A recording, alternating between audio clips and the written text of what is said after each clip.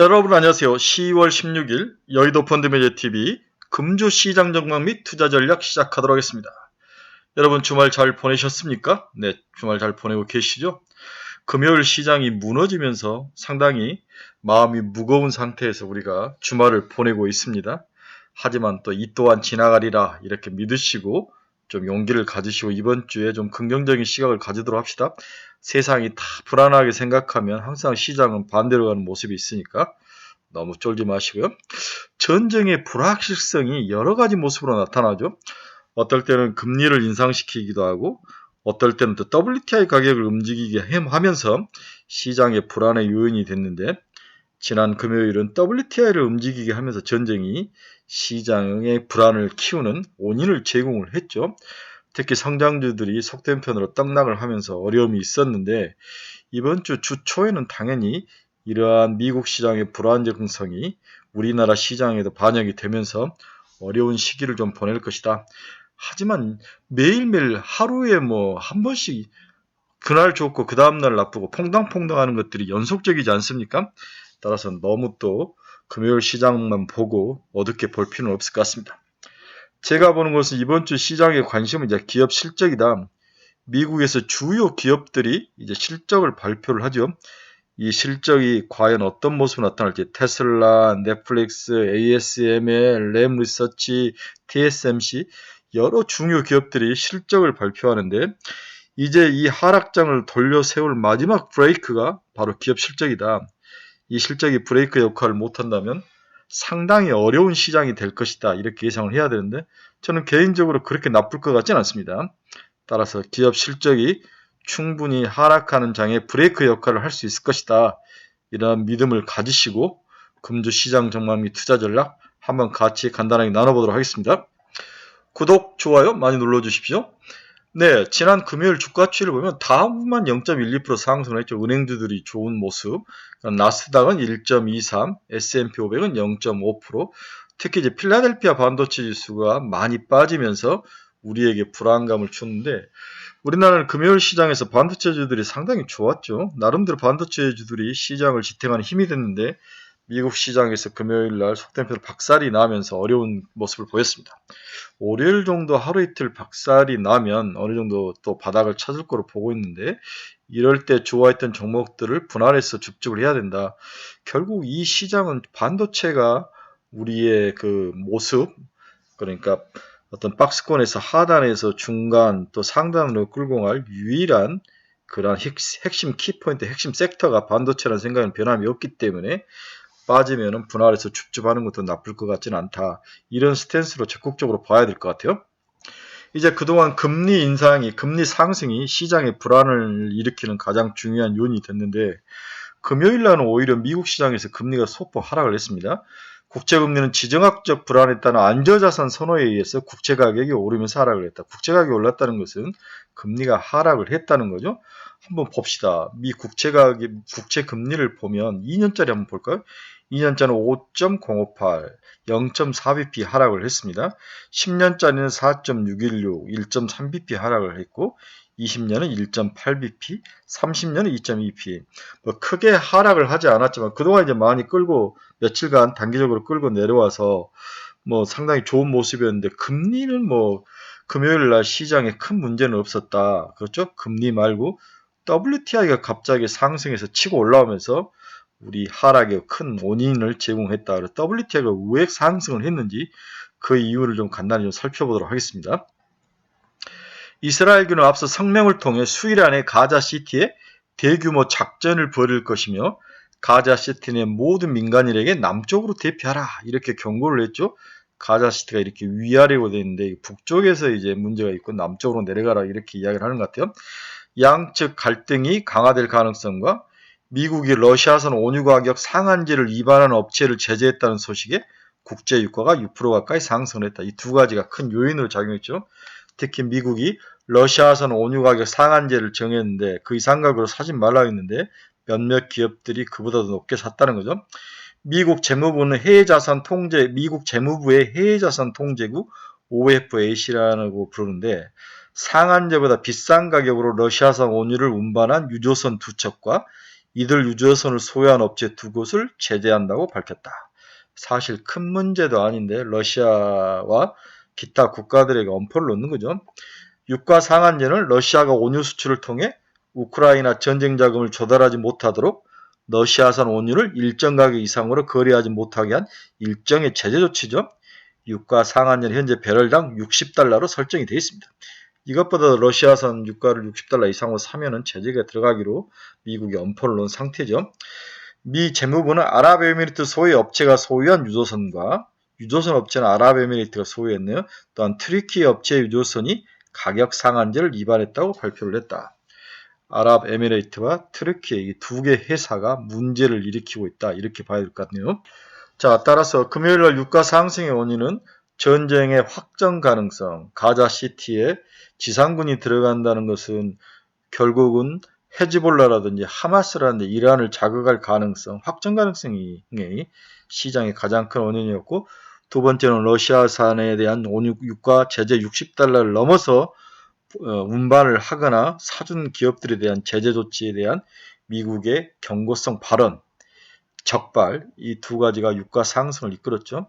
그래서 하루에 5.8%가 유가가 상승을 했습니다.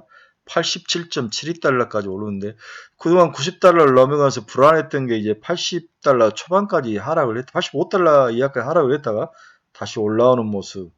결국 박스권 안에서 움직일 가능성이 있는데 유가가 CPI를 자극하고 CPI가 결국 소비를 감소시키고 이것들이 악순환의 역할을 하면서 미국 주식시장에는 부정적인 요인으로 작용할 거다. 이러한 우리가 잘 아는 그러한 체인의 움직임, 이러한 것들이 부정적인 요인을 작용한다. 실질적으로는 울고 싶은데 뺨을 때려준 거다.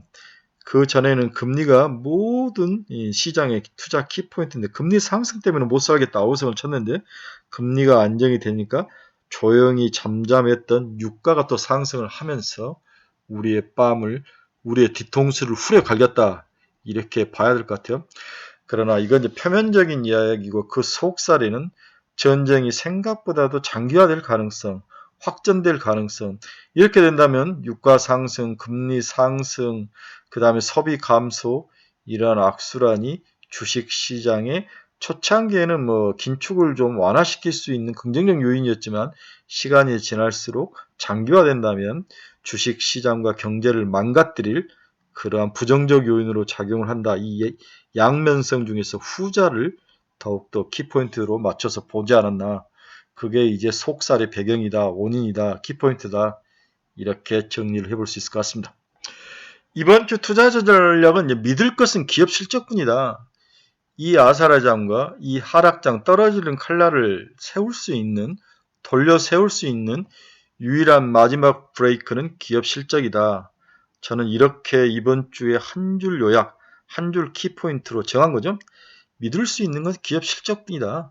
이게 만약에 무너진다면 시장은 박스권 하단이 뚫릴 가능성, 한 번 더 추가로 하락할 가능성이 높기 때문에 기업 실적을 예측을 하고 그 의미를 분석하는 게 굉장히 중요하죠. 미국 시간으로 수요일, 우리나라 시간은 목요일 새벽에 발표될 다양한 중요 기업들의 실적을 잘 체크를 해야 되는 게 아닌가. 그래서 이번 주는 이제 믿을 건 기업 실적뿐이다. 이렇게 한 줄 요약으로 여러분들에게 말씀을 해드리고 싶네요. 금리, 유가, 중동 전쟁 등이 여전히 변수로 작용을 하는데 지난 금요일은 악재로 작용을 했죠. 그렇다면 우리에게는 호재는 없는 건가? 이 아사라장 시장을 돌려세울 호재는 없는 건가? 이번 주 미국의 9월 소매 판매와 연준 위원들의 발언이 준비가 돼 있죠. 소매 판매. 오늘 17일 발표될 소매 판매는 미국 시간으로 17일이죠. 전월비 0.3% 증가에 그칠 것으로 예상 중이다.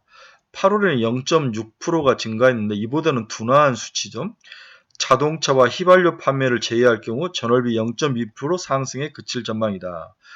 소비 증가세는 유지되고 있지만 고금리가 장기화되고 있고 초과 저축이 소진이 되고 학자금 대출 상한 등 여러 여건이 불리해지면서 소비 증가세가 둔화되고 있는 모습은 우리가 가장 두려워했던 FOMC가 긴축을 지속할 가능성에 대해서 브레이크를 걸 수 있는 나름대로 희망적인 요인이다. 일단 이렇게 보여집니다. 미국 소비 둔화가 확인될 시에는 달러와 약세 전환이 예상된다. 또 이 같은 소비 지표 흐름은 연준의 통화정책 방향에 있어서 금리 동결 가능성을 높이는 요인이 될 것이다. 그간 연준의 긴축 효과가 근원 물가 하락과 소비 둔화로 나타나고 있다고 평가할 수 있기 때문이죠. 이제 어느 정도 연준이 긴축 효과가 6개월이 지난 이후부터는 조금씩 나타나고 있다.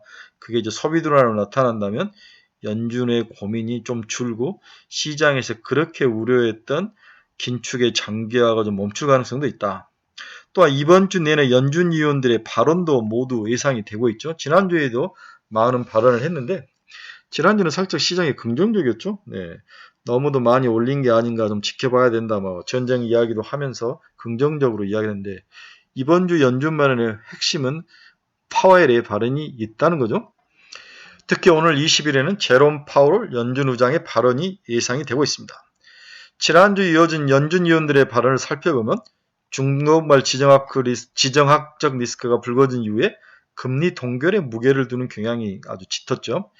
여기에 파월 의장까지 비둘기적 발언을 가세한다면 11월 FOMC에서 금리 동결과 함께 연내 추가 인상 가능성은 차단될 것으로 보인다.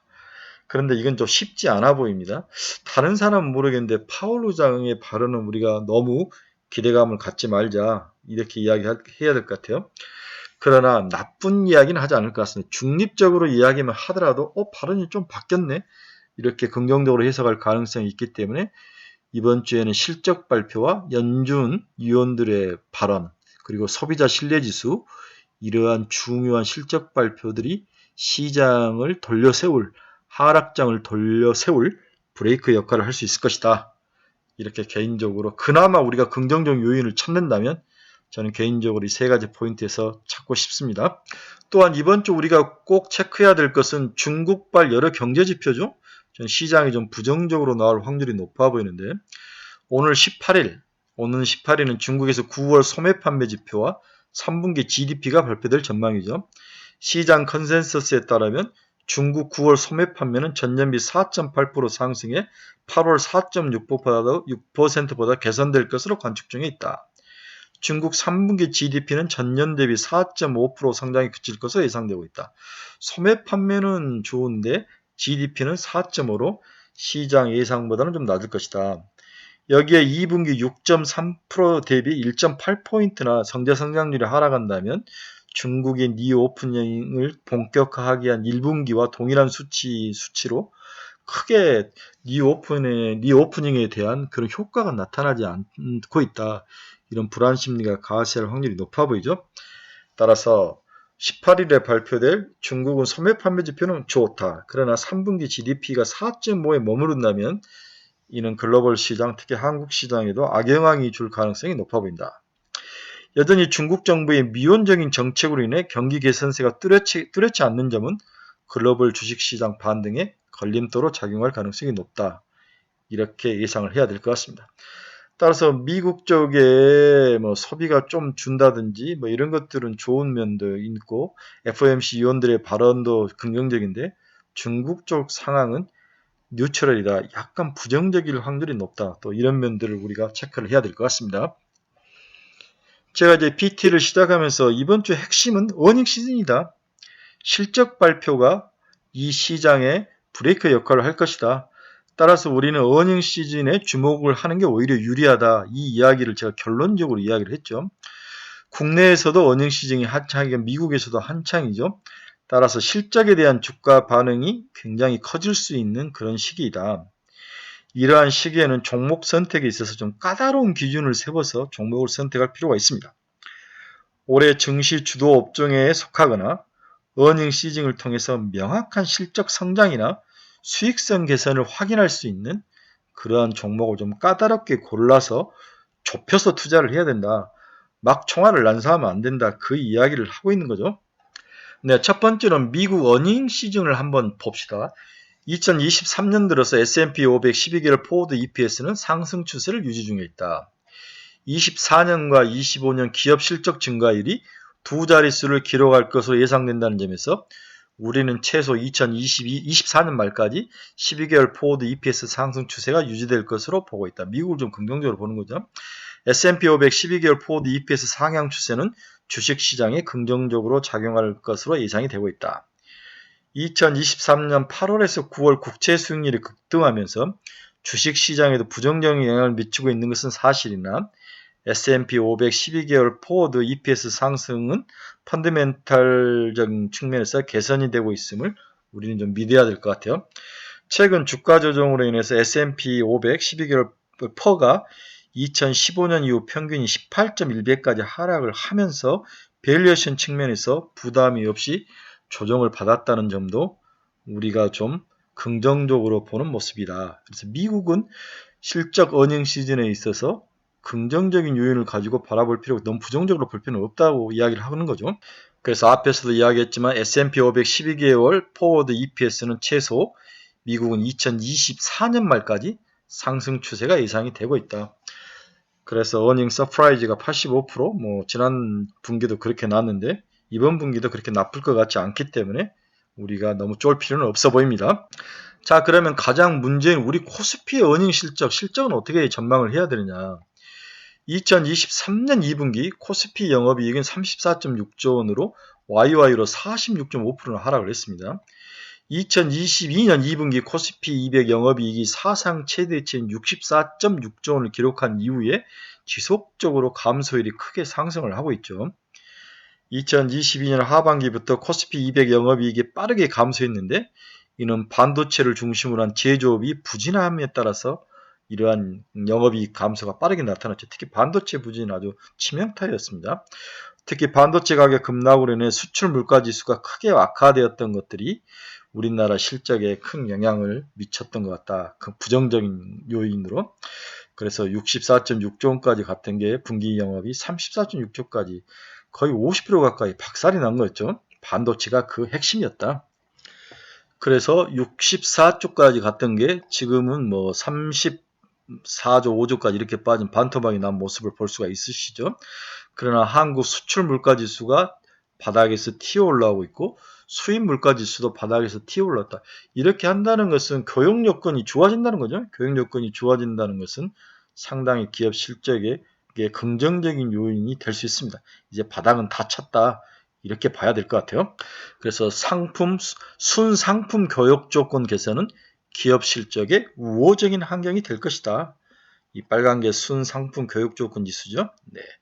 이렇게 해서 플러스로 돌아서고 있는 것은 코스피 12개월 포워드 EPS의 상승을 이끌 기본적인 경제 펀더멘탈이 될 것이다.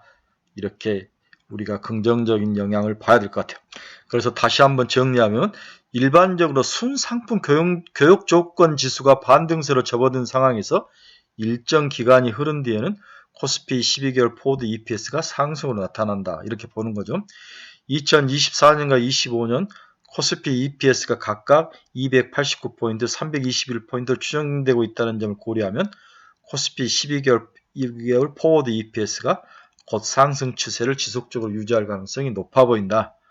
이렇게 우리가 상품 교육 조건 지수를 통해서 향후에 우리나라 기업들의 EPS 실적 전망을 추정해 봤는데 그렇게 부정적이진 않다. 미국도 그렇고 한국도 그렇고 부정적이지 않다. 이렇게 이해를 해야 될 것 같아요. 또한 코스피 밸류에이션도 우리들에게 우호적이다. 이렇게 봐야 될 것 같아요. 미국 국제 수익률 상승으로 인해 국내 시장도 조정이 진행되면서 코스피 12개월 포워드 퍼가 역사적 평균 수준 10.1배로 지금 회귀된 상태이죠. 거의 뭐 13배, 14배까지 갔다가 10.1배까지 지금 백해서 내려와 있는 상황입니다. 일반적으로 코스피 12개월 포워드 EPS가 반등하기 시작하는 시점에서 PER이 높은 수준을 유지한다는 점을 고려한다면 평균치의 지금 근접한 퍼는 낮은 것으로 평가할 수 있습니다. 과거에 그랬다는 거죠. 또한 코스피 12개월 PBR이 0.8배까지 하락했는데 이는 코스피 저점이 확인되는 2022년 9월과 동일한 수준으로 밸류에이션들이 전부 내려와 있습니다. 결론적으로 우리는 코스피 밸류에이션이 매력이 커질 가능성이 높아 보인다. 이러한 시점이다. 이렇게 봐야 될 것 같아요. 따라서 이제 떨어지는 칼날을 유일하게 돌려 세울 그러한 유일한 그 모멘텀은 실적인데 미국도 그렇고 한국도 그렇고 다 나쁘진 않다. 뭐 간단하게 이렇게 정리를 할 수 있습니다. 따라서 월요일, 화요일 뭐 이틀 정도만 하락장이 맞는다면 다시 주 중반 이후에 충분히 반등할 가능성도 있기 때문에 너무 두려워하거나 쫄 필요는 없다.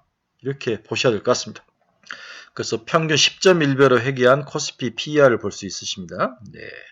그리고 코스피 PBR도 0.8배까지 하락한 상황. 이렇게 되면서 밸류에이션 측면에서도 한국 주가지수는 그렇게 나쁜 상황은 아니다. 이렇게 정리해 볼 수 있습니다. 자, 결론 한번 봅시다. 금요일 미국 시장 반락은 월요일 한국 시장에 큰 충격으로 다가올 가능성이 높아 보인다. 일단 겉으로는 유가 상승으로 인한 CPI 상승 가능성으로 인한 보유 포지션 축소처럼 보이지만 그 속사는 지속적으로 떨어지지 않고 있는 고용 관련 지수와 CPI 지수, 그리고 긴축 지속 가능성이 생각보다 더 오래 갈 수 있다는 그러한 생각이 매일매일 엎치락뒤치락 갈지자적으로 움직이는 투자자들의 판단력에 뭔가 지속 안정을 찾지 못하고 있는 게 원인이다, 이렇게 볼 수 있는 거죠. 또한 일반적으로 전쟁 파워에서 차이가 있어서 전쟁이 빨리 끝날 거로 예상을 했는데 지상군인이 투입이 된다면 헤즈볼라나 이란이 가만히 있지 않을 가능성, 확전에 대한 가능성이 어느 정도 리스크로 반영이 된 게 금요일날 미국 주가 하락이다. 시장을 이제 그나마 추락에서 돌려세울 유일한 브레이크는 기업 실적뿐이라고 이야기했죠. 본격적인 실적 시즌을 앞두고 이마저의 희망이 없다면 시장은 박스권 하단을 뚫고 내려갈 가능성이 있는데, 앞에서도 이야기했지만 실적 시즌은 충분히 브레이크를 잡을 수 있는 가능성이 있다, 이렇게 제가 결론을 내드렸죠. 금주 한국 시간 목요일 새벽에 테슬라, ASML, 램리서치, 넷플릭스, TSMC 이런 기업들이 실적 발표가 있습니다. 네, 이러한 기업들의 실적이 어느 정도 가이던스나 우리의 예상을 충족만 시킨다면 충분히 시장을 돌려세울 가능성은 있어 보입니다.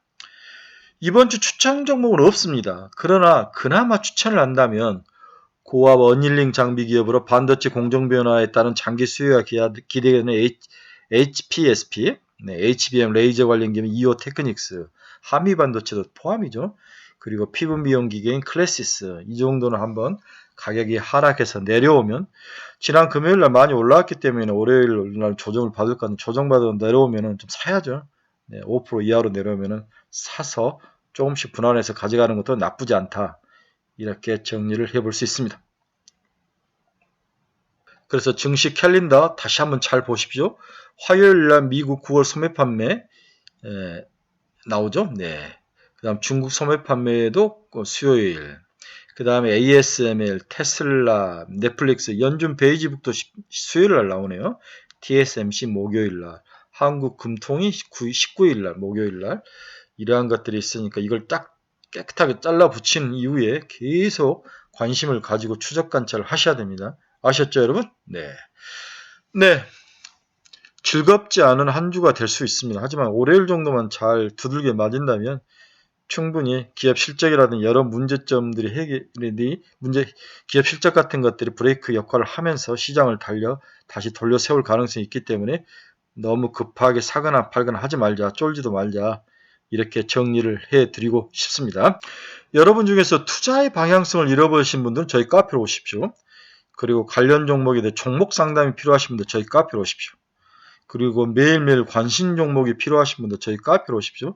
이럴 때일수록 카페에 오셔서 많이 보시고 같이 생각하고, 또 다른 사람들은 어떻게 생각하는지, 저희는 뭐 시장을 리딩하는 그런 리딩방 절대 아닙니다. 기본적인 분석, 전략, 또 같이 집단지성을 나누는 그러한 카페 방입니다. 여러분들을 진심으로 환영합니다. 네, 여러분 긴 시간 고생하셨습니다. 너무 쫄지 말고 마음, 배에 힘 꽉 주고 월요일 정도만 잘 견디면 또 화수목 반등할 수 있는 가능성이 있다는 걸 믿으시고 힘차게 한 주를 시작하시기 바랍니다. 여러분 감사합니다. 화요일 아침에 뵙도록 하겠습니다.